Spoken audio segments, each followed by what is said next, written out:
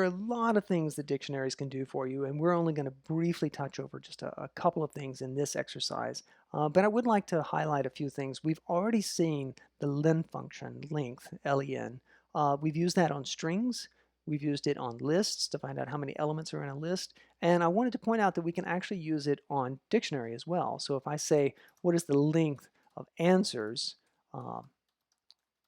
It's going to tell me 3. And let's look at answers. It's because there are 3 key value pairs.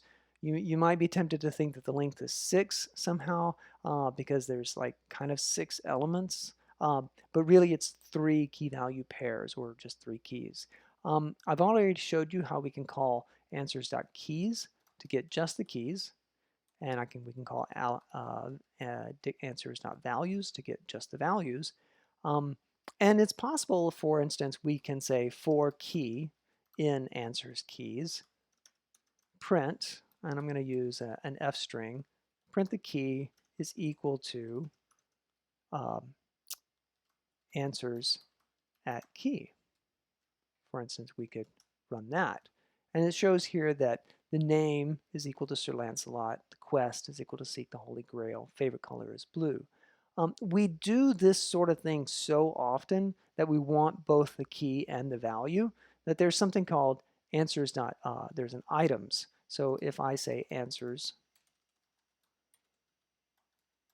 items, I get back a list of key value pairs. So it looks really similar to just say, answers.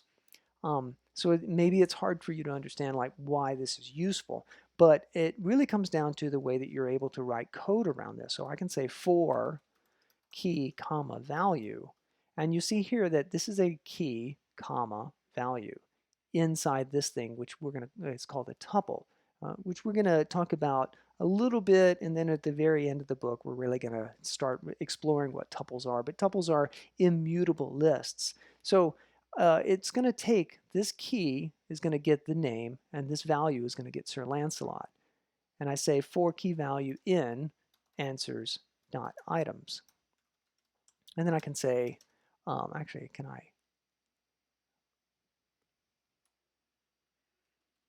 reuse this?